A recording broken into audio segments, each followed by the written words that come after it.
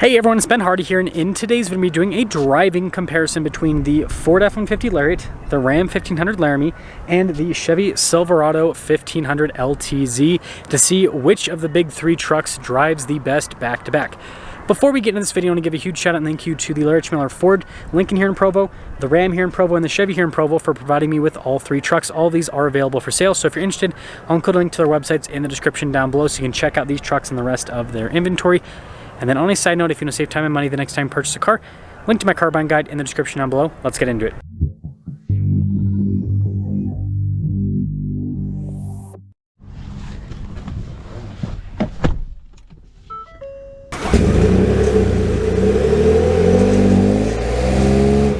Well, let's talk about visibility before we set off in the Ford. You guys can see visibility of the hood, both the mirrors, do have blind spot monitoring, and throughout the rest of the rear. And, well, let us set off. And we don't have any engine noise because Ford's a hybrid, and right now it's in the electric setting, but I'm sure the engine will pop on relatively. Yeah, it's already on.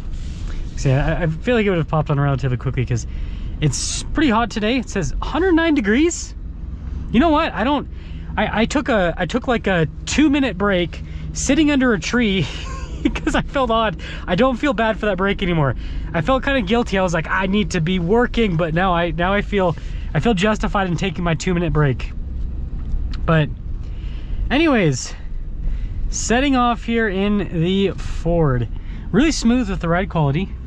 I've talked about this in the past, but like the new Ford F-150s, they have like this like car-like driving feel, which is super interesting because I mean, it's still a pickup truck. It still has pickup truck payload and towing capacity, but it feels more like a car. And then like the F-150 Lightning really feels like a car. So yeah, the suspensions, it's comfortable, it handles well. And I think part of that car-like feel, right, the aluminum construction, right, it's lighter weight. So it you know, kind of all comes together. The brakes and the power boost are kind of weird. They're a little bit, they just respond differently compared to a regular F-150 EcoBoost. It's kind of interesting. Good torque though. I'm sure this one's going to be the fastest out of the bunch. It has the most horsepower and the most torque. So like, and it's the lightest. So if it's not the fastest, then physics have failed us. What is this Super Duty doing? Okay. They're like, I don't know where I'm going. Happens all the time.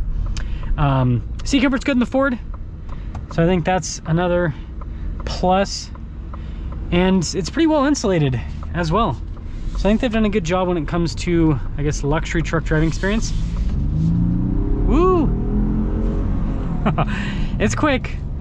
Now the power boost doesn't really feel quicker than the regular EcoBoost. It feels pretty much the same, even though it has more power. I think the big benefit of the power boost is the fuel economy, not necessarily that you're going to accelerate quicker, because again, it doesn't really feel like it is quicker. Now, aside from that, some things up here with the Ford. I think it's comfortable. I think it handles well for a pickup truck. I think that it's just really easy to drive. So, you know, if you're like new to a full-size pickup truck, I think the Ford is probably gonna be the least intimidating out of the bunch because of its lightweight, you know, feel and the lightweight handling and all that kind of stuff. It just all kind of comes together. But with that being said, let's go hop in the Ram.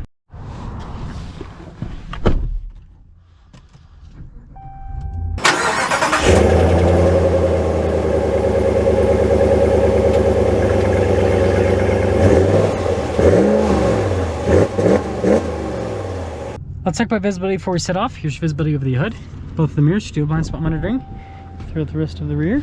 And, well, let us set off. I guess we're fuel low in the Ram. Gotta be extra close, or slow, because we're super close to the Chevy. Don't want to knock mirrors.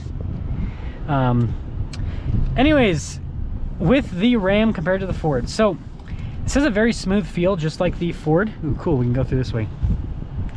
Very smooth, very planted, just like the Ford. But it does feel, you can feel the extra weight with the Ram. So there is that difference. Now the next thing is going to be the transmission. So 8-speed versus 10-speed. Honestly, the initial gearing, it doesn't really feel that different. It's really the top gears that are more different with the powertrains. Yeah, so the multi-link on the back end helps this stay nice and planted, especially over bumps and everything. So it's a very comfortable ride. I think this one might be the most, again, it's not as car-like as the Ford, but it might be just most comfortable with the suspension. It's a big benefit of the multi-link setup. Seat comfort's good. I think the Ford seats were a little bit softer than these ones, but I still think these seats are really comfortable. And I do like how the Laramie seats wear over time. I think the wear on these is really good. And same thing with like this trim here. This might not be as nice as what you have in the Limited, but I can tell you over the long term, it definitely, the wear on it's better. But let's kind of get into it a little bit. Smooth. Obviously it doesn't feel nearly as torquey as the EcoBoost, Power Boost, right? But I'd say it has enough power. I think it's good from that perspective. Yeah, it's so smooth. And it's quiet too. Like the cabin insulation. A little bit of lag there. Interesting. It's like the transmission. Yeah, not as quick as the Ford, but it's still powerful. Yeah, it's like the transmission kind of was like, what? So, kind of interesting. I've noticed that with the Rams though sometimes. But it's kind of what you get with a naturally aspirated engine. So to cap things off here with the Ram Laramie, very comfortable, good insulation, drives well. I think this truck has the best build quality out of the bunch. Like the fit and finish just seems the tightest here with the Ram. So I think that is a huge plus. And so yeah, with that being said, let's hop in the Silverado and then we'll sum things up for today.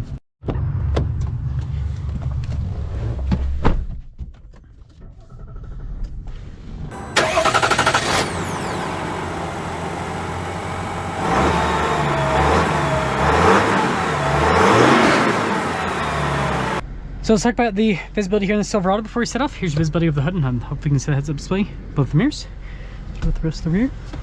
And let us set off here in the Silverado. So in terms of like weight feel, similar to the Ram, this one feels even a little bit heavier than the Ram. So this one kind of feels the chunkiest out of the bunch. So I guess it feels the most truck-like, right? It is very smooth, but you can tell over the bumps it doesn't have the same planted feel that the Ram has, because again, you got leaf springs in this still. Now, torque's really good out of the diesel. I know some people might comment on the powertrains I chose for today's video. I picked out the trucks based on the equipment they had, right? So that I had trucks that all had similar equipment, and then also powertrains that I think that people are gonna like with the different trucks, right? 5.7 Hemi is pretty obvious because that's like the only desirable powertrain with the Ram now because the EcoDiesel's gone. 3.6 liter V6 is a no-go. And then with the Silverado, the 6.2 V8's cool, but like the diesel is what everyone talks about. So we gotta bring our A game with the Silverado to this comparison. And then with the Ford, honestly, I would have preferred to do a regular EcoBoost over the Power Boost, but that's just what was available. So there's that. Yeah, super smooth. This powertrain's the most interesting, I'd say, out of the bunch. Because like the Ram, you're kind of like, ooh, punch it. And then with the Ford, same thing. You kind of just like get into it. Whereas this one, it's more just like smooth acceleration. You're just like, okay. Definitely the slowest, but I mean, it's got really good torque. And when I say it's the slowest, I don't mean that as a bad thing, because again, like, they're pickup trucks at the end of the day, and I prefer diesel powertrains honestly in mid-size pickup trucks because I think it like goes with the overall personality of the vehicle the most. I think it's just the best representation. So with that being said, you know, out of the three, here's kind of my thoughts. I think that this Silverado, and I said this in the walk around comparison, I think this is the best value. You've got a great powertrain paired with a lot of features for the lowest price out of those three trucks. Okay. with the Ram, the 5.7 Hemi, tried and true, and build quality I think is the best on the Ram, and I think it's most comfortable. With the Ford, you know, it's got a lot of cool stuff going for it, and I'm not trying to be a Ford hater. I really, like, you guys know, I've owned a lot of Fords. I'm a big Ford fan. But I do think that Ford needs to improve their build quality. I mean, like, this truck, for example, I can pull this closed. It feels, like, tight. Same thing with the center console. Some stuff in the Ford, it just feels kind of, like, loose.